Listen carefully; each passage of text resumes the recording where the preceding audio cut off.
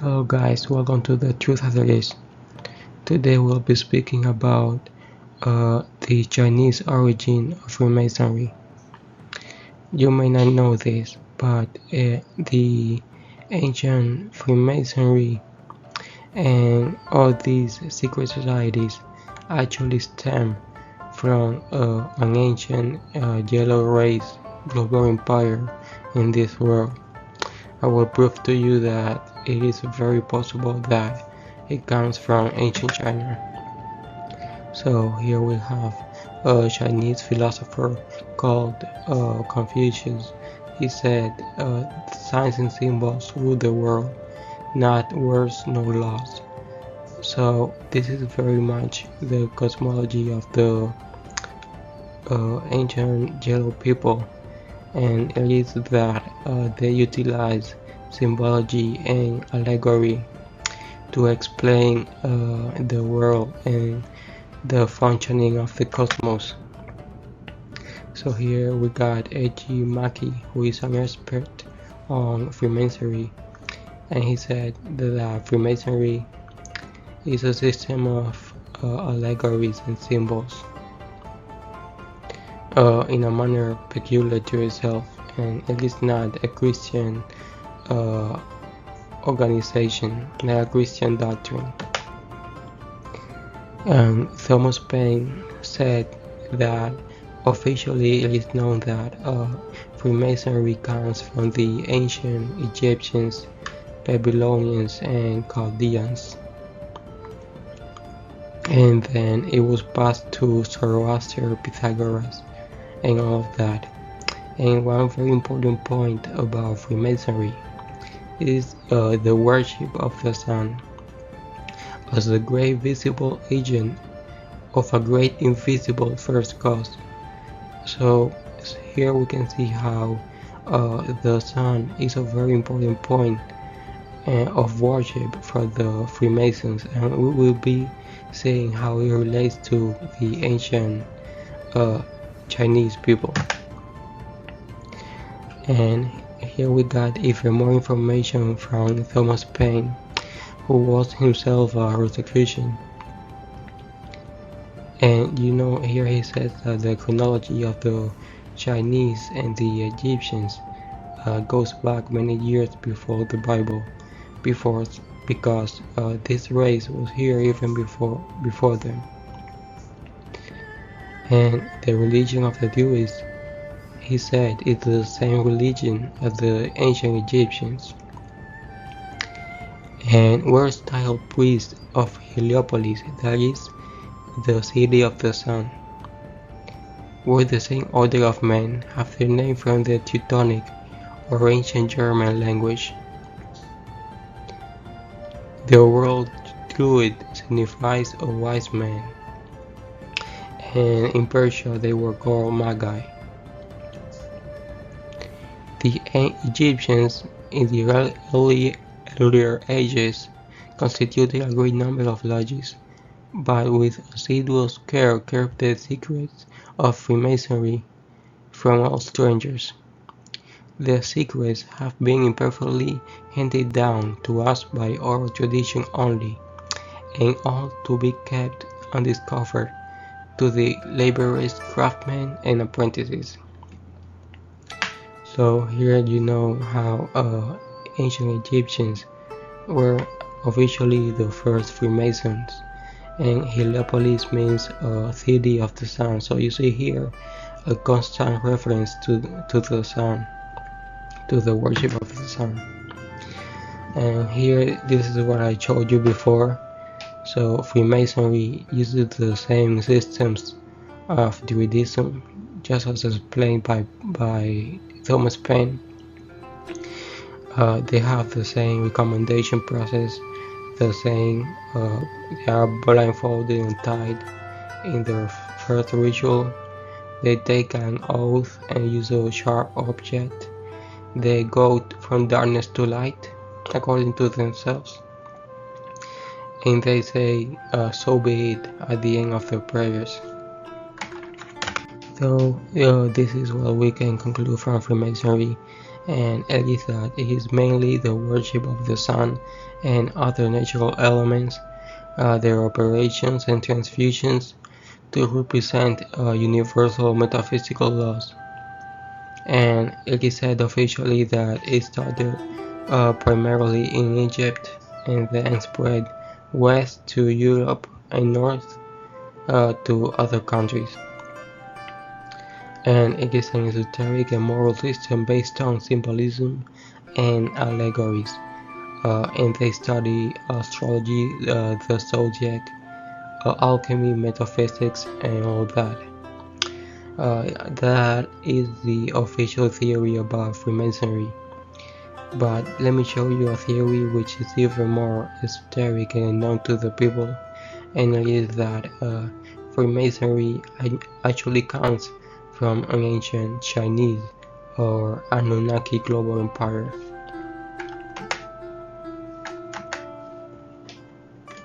This guy you see here is called Sun Weidong. He is a Chinese geochemist. He has discovered a connection between ancient China and ancient Egypt, and you can see the study here and how he uses different artifacts to relate both empires. He came to this conclusion almost 20 years ago when he was using a radiometric dating to analyze Chinese bronzes from 1400 BC. Sun noticed that a particular set of artifacts, the Jinshan bronzes, shared a greater similarity in their chemical composition with metals from Egypt than Chinese ones. So you can keep reading the rest, but basically he has discovered a connection between the artifacts of ancient Egypt and ancient China. And this is another scientist called Guan Bai Liu, and he studied the connection between the ancient Chinese Xia dynasty and the ancient and the emperors of ancient Egypt, and he has concluded that the same. There has been speculation about relations between ancient China and ancient Egypt since at least the 17th century. So this is not an old theory. With already published ancient Egyptian archaeological materials, we can demonstrate that the Chinese characters derive from the hieroglyphs of ancient Egypt. Furthermore, an in-depth analysis of the historical records suggests that the history of the Chinese first Xia dynasty corresponds to that of ancient Egypt prior to the 19th century, based on the statistical principle of scientific induction. So from now on I will show you some slides and you can read them if you want, and he shows you how the characters and based on a system the names of the emperors and the stories of ancient China and ancient Egypt are the same, so we can conclude through this same system of induction and the further knowledge we have, even more than the scientists, that ancient China, Egypt, and all these surrounding countries were all part of a global empire. I will show you now the slide by slide, and you can stop the videos if you want, and I will put a link on the description to this study, to this information. So here you can see one of the studies he has done. You can see the chart. You can see the conclusion, which says that Chinese characters and symbols reflect possible ancient ties to the ancient Egyptian hieroglyphs, influencing earlier writing and cultural icons. So you can see that the hieroglyphs they use are very similar to each other, and they represent their divinities and their gods and all that, and their emperors. So here he says there is a connection between ancient China and Egypt, and that there is an existence of communication between both civilizations.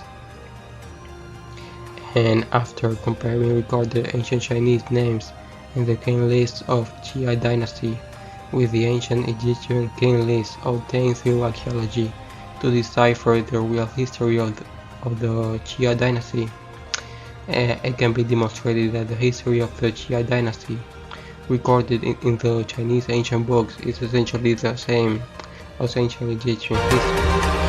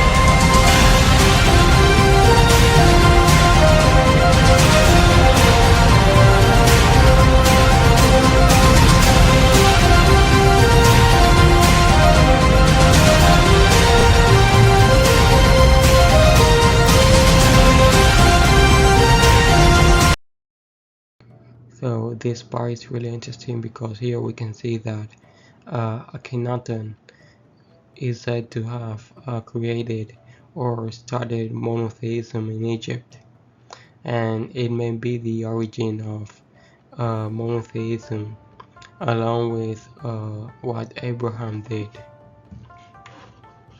and we can really see the connection between them in this global Chinese empire.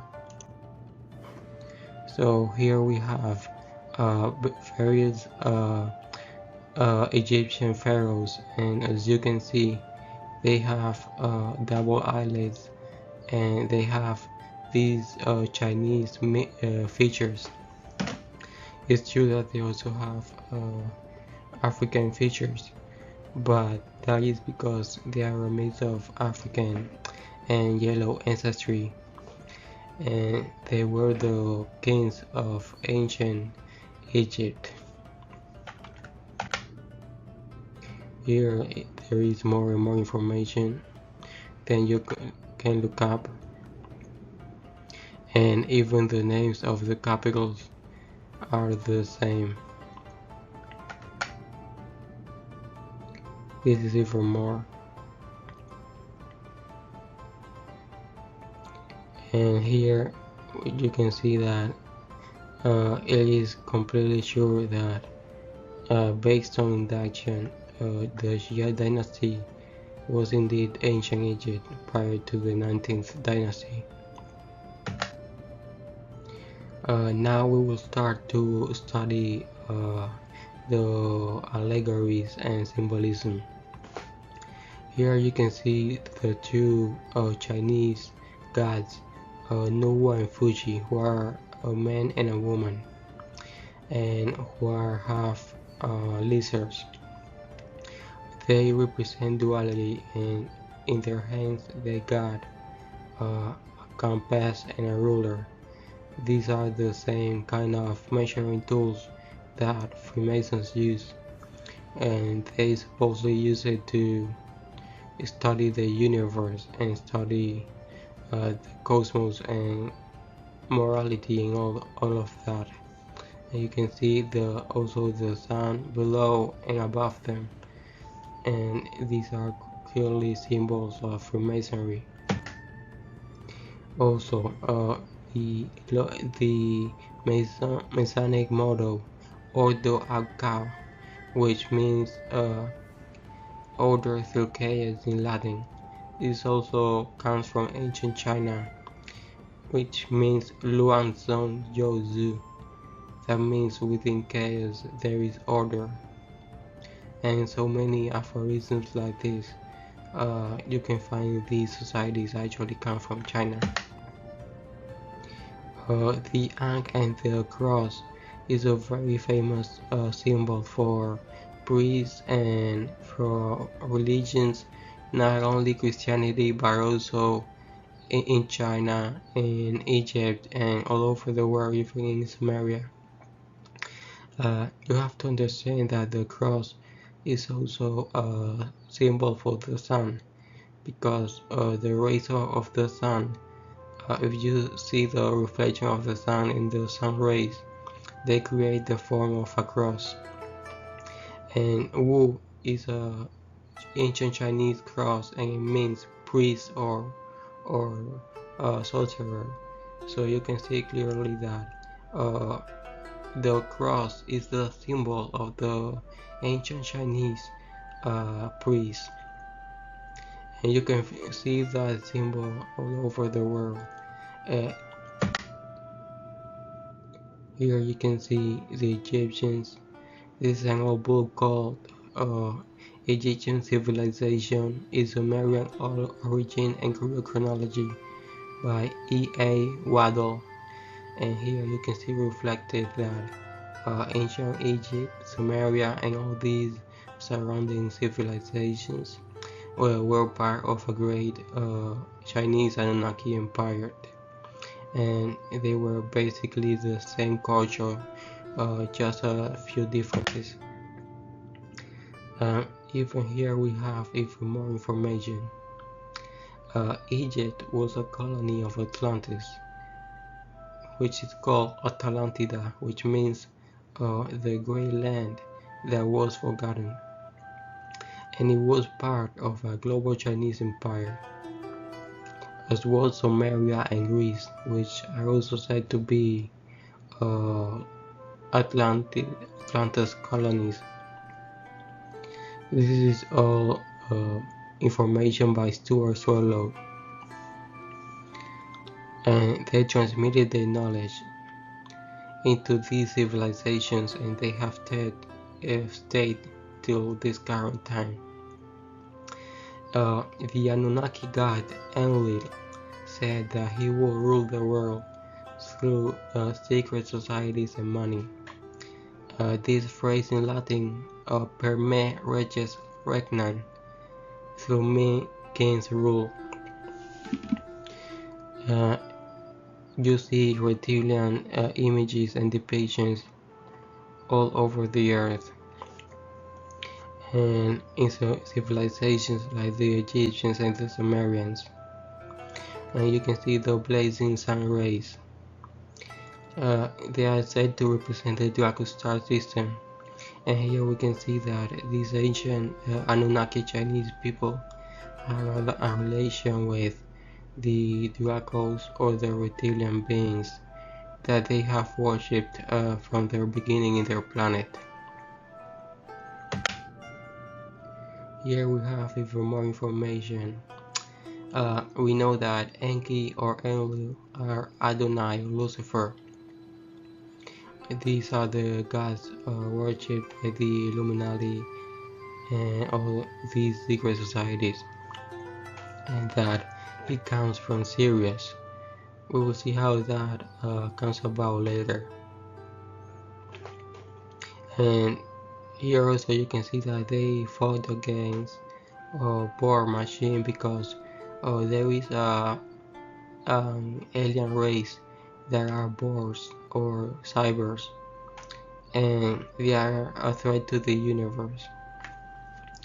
And Anunnakis use technology, and they are half technology, half human. This is how they work, because they are not really spiritual but only do black magic and are half machine. And we can see that he also said that or that is part of the word Anunnaki, means sun god. So we can say that the ancient Sumerian gods were also part of the actually Chinese gods from the global Chinese empire, and An was the main ruler of these people. You can find this information on Blue Blood, True Blood. You can also see here Sirius A created the Hebrews and the Egyptians.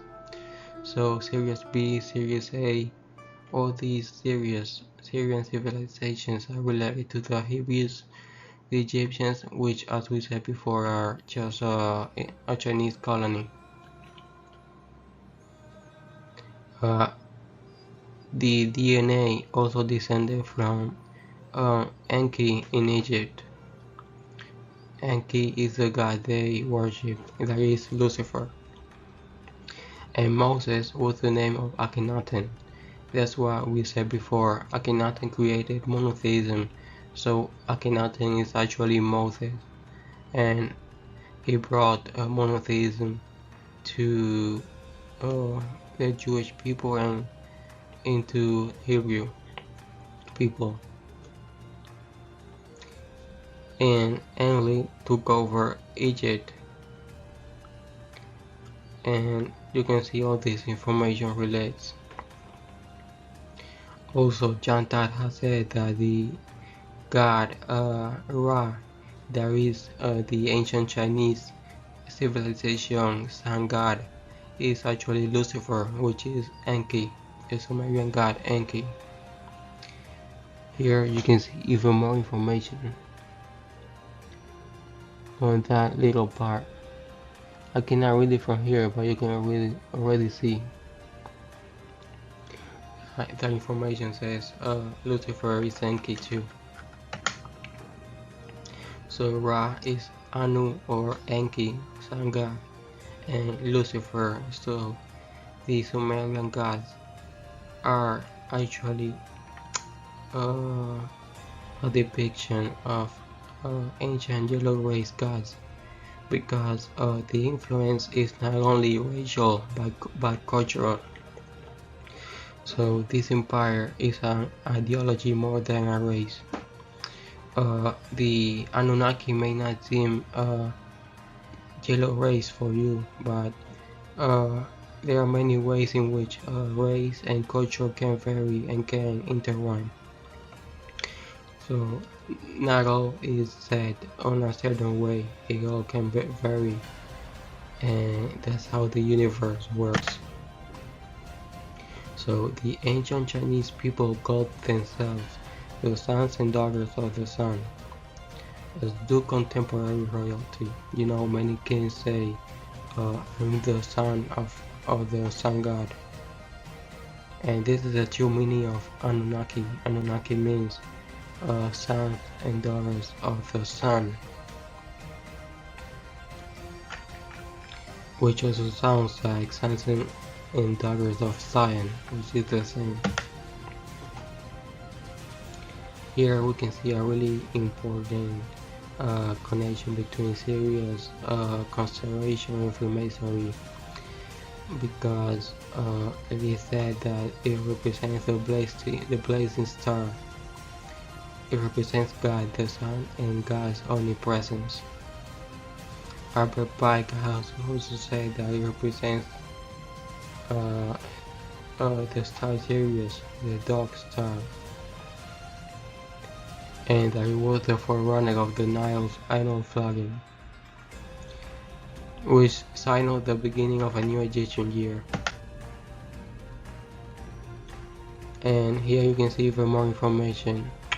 The Egyptians held Sirius in high regard, as do most of their gods.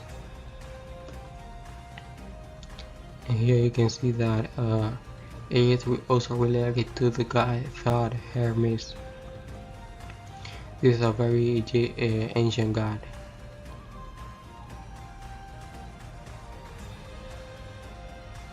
And here you can also see that it was imperfect. The pyramids were built in perfect alignment with Sirius. In Chinese and Japanese astronomy, Sirius is known as the sky wolf star, so they also consider this star. And Sirius is very important for secret societies, and it is the key point of many secret societies. Uh, it also is also said that the blazing star represents Lucifer or the morning star. It may also be a reference to Sirius, because that's the star or the constellation where this Anunnaki god Enki or Lucifer lives. Here we have more information by a Masonic author called William Hutchison. And he said about Sirius that it is the first and most exact object that demands our attention in the lodge. In the same way, the light of Sirius made its way into the Great Pyramid during initiation, being symbolically represented in many Masonic lodges.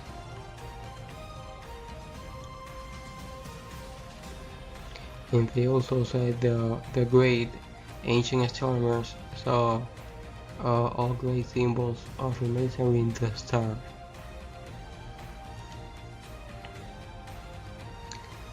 And here we got more from Pike.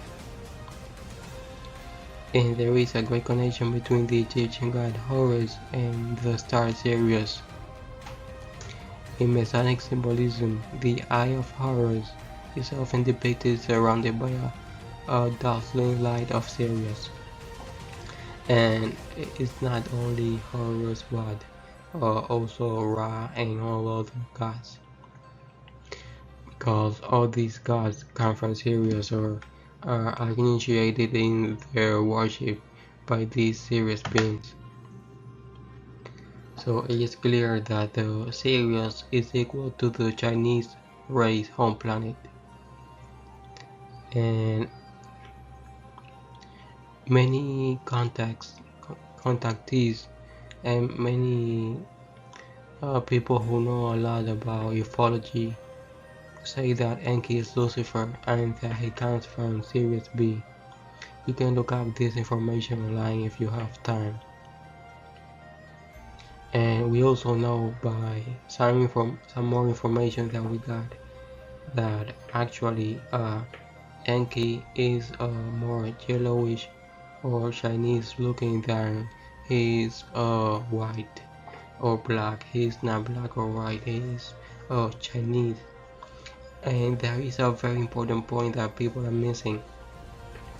They always speak about the black and white race, but they fail to mention the global empire of the Oriental people. And it is clear that according to official history, China has always been the most powerful country in the world and already is, and that is why.